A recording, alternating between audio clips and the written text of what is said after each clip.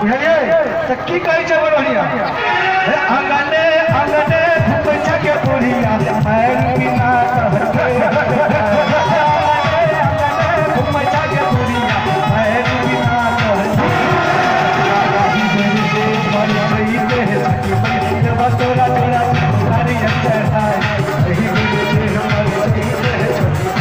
जब तोरा तोरा सारी चढ़ाई ओ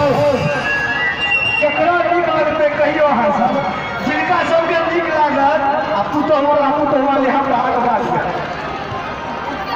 ओ कोई नहीं चाहते